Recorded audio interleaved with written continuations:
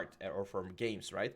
So this is of course like really close to what I'm looking at. This is actually a mask, I think. So this is giving me a really nice idea of how things are supposed to be looking. Let's just paste this right here. It has transparency. That's pretty cool. That's the same one.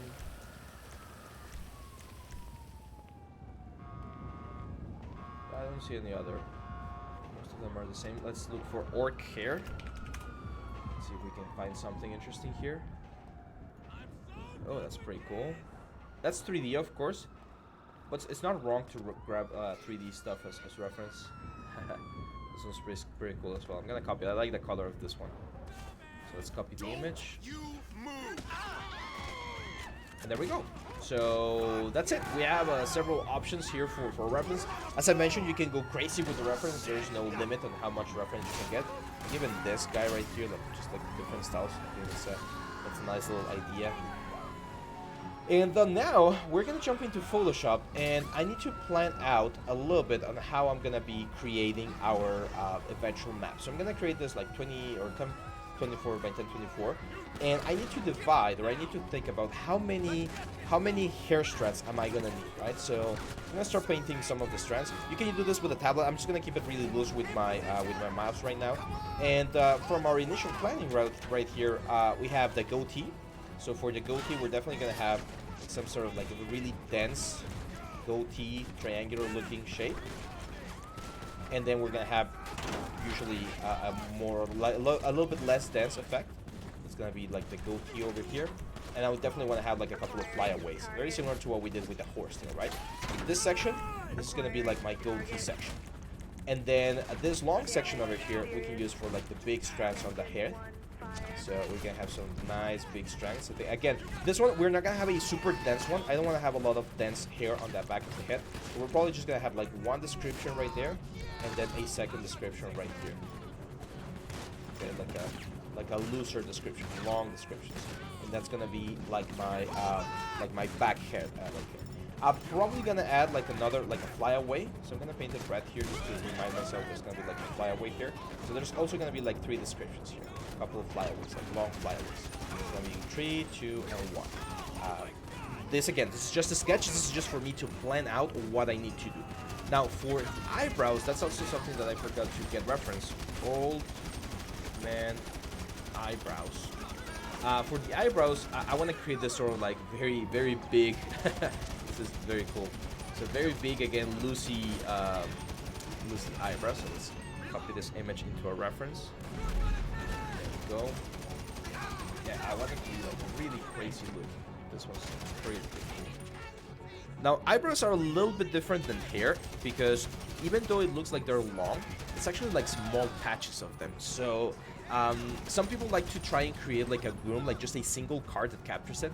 I don't think that's the best idea. I think when we're seeing things like this, it's better to, again, create like a couple of variations where we have this very nice long eyebrow stuff that we can then change and lay on top of each other.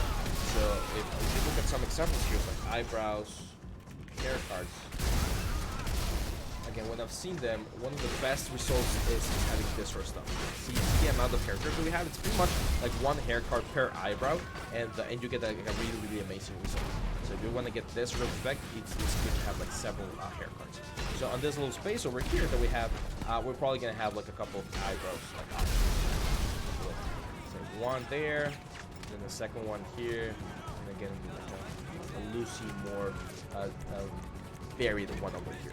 So as you can see, 9 descriptions sounds about right. Like 3 descriptions for the goat, 3 descriptions for the hair, 3 descriptions for the eyebrows. I might get like an extra description here for the goatee, and that's gonna be like again a couple of like loose hairs.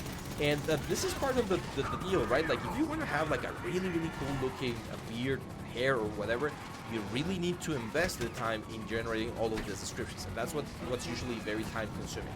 Apart from the placing of the stuff, right? But that's it.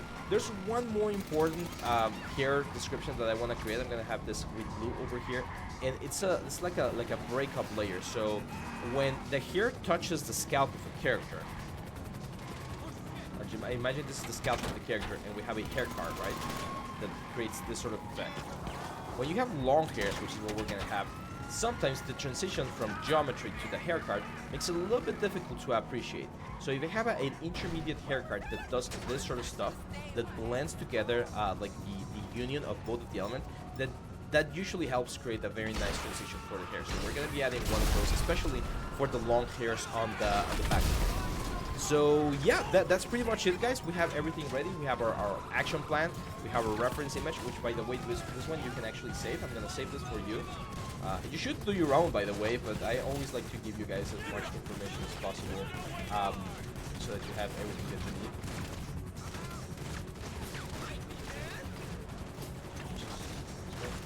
So on your assets folders, on Merc the Ogre, we're gonna have this hair Merc hair reference. And that's it. I'll see you back on the next one when we start building all of the descriptions that we need. Hang on tight, and I'll see you back in the next video. Bye-bye.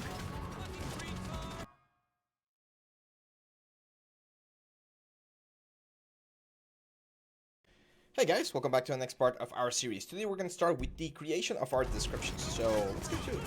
Now, one of the most important parts about descriptions, and we've talked about this before when we were doing the horse charm, is the length, right? Like, we need to make sure that we understand what the proper length is. So I'm going to show you another tool that you can use here inside of Maya.